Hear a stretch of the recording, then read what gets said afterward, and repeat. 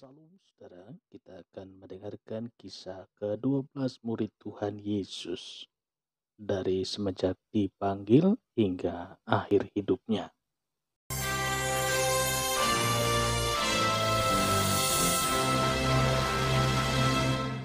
Saudara, apakah Anda tahu bahwa Yohanes ketika di rumah ia pernah digoreng hidup-hidup dalam minyak mendidih?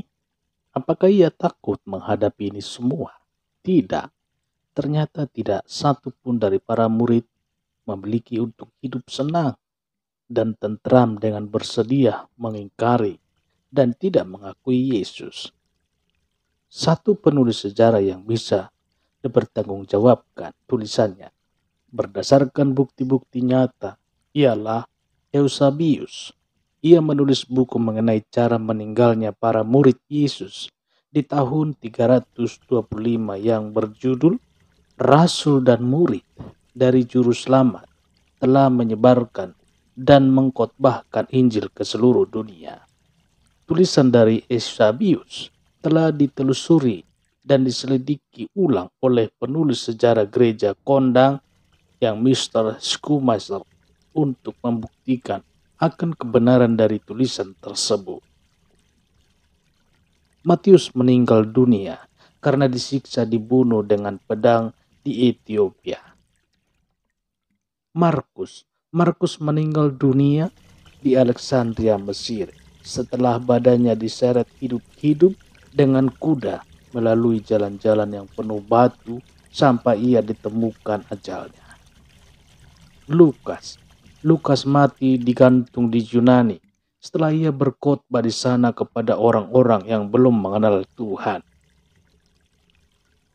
Yohanes direbus atau tepatnya digoreng di dalam bak minyak mendidih di Roma. Tetapi karena Tuhan masih menyelamatkan, maka keajaiban terjadi sehingga walaupun ia telah digoreng hidup-hidup, ia bisa hidup terus. Tetapi akhirnya ia dibuang dan diasingkan di Pulau Patmos untuk kerja paksa di tambang batu di sana. Pada saat ia berada di sana, ia mendapatkan ilham sehingga ia dapat menulis Injil. Kemudian ia dibebaskan dan akhirnya kembali menjadi uskup di Edessia, Turki. Ia adalah satu-satu murid Yesus yang bisa mencapai usia lanjut dan bisa meninggal dunia dengan tenang. Petrus telah disalib dengan posisi kepala di bawah. Kayu salib untuk Petrus dipasangnya berbeda.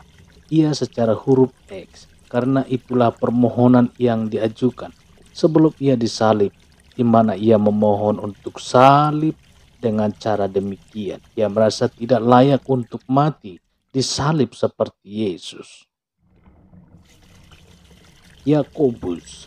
Yakobus saudara tiri dari Yesus dan pemimpin gereja di Yerusalem dilempar ke bawah dari puncak bubungan bait Allah di tempat yang sama di mana setan dahulu membawa Yesus untuk digoda. Ia meninggal dunia setelah dilempar dari tempat tinggi tersebut. Yakobus anak Zebedeus adalah seorang nelayan dan ia adalah murid pertama yang dipanggil untuk mengikut Yesus. Ia dipenggal kepalanya di Yerusalem.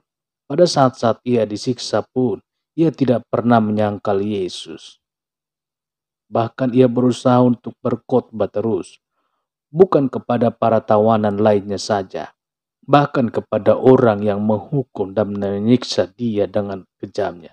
Sehingga akhirnya orang Romawi yang menjaga dan penyiksa dia bisa turut bertobat. Penjaga Romawi itu mendampingi Yesus. Penjaga Romawi itu mendampingi Yakobus pada saat ia dihukum dipenggal. Bukan sekadar hanya untuk turut menyaksikannya saja, melainkan juga untuk turut dihukum dan dipenggal bersama Yakobus. Pada saat ia mau menjalani hukuman mati, ia berlutut bersama di sampingnya Yakobus sambil berdoa. Itu adalah doanya yang terakhir sebelum ia mati dipenggal bersama Yakobus sebagai pengikutnya.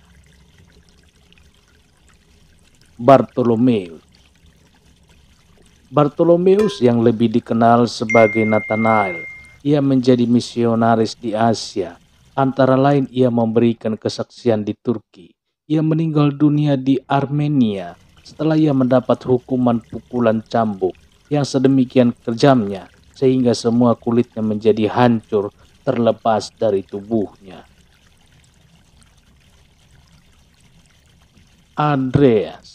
Andreas juga disalib seperti Petrus dengan cara eksekusi. Sebelum ia meninggal, ia disiksa dengan hukuman cambuk oleh 7 tentara diikat di salib.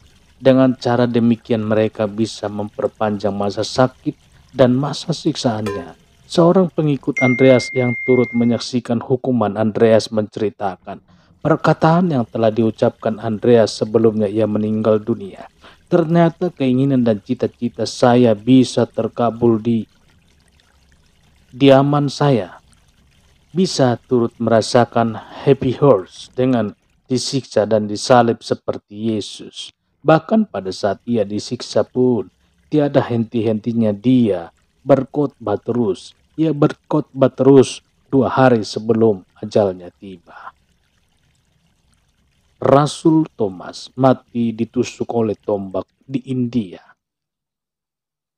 Yudas, saudara dari Yesus, dihukum mati dengan panah karena ia tidak bersedia mengingkari Yesus. Matias, pengganti dari Yudas Iskariot, mati dihukum dirajam dan akhirnya dipenggal kepalanya. Demikian akhir hidup ke-12 Rasul Yesus.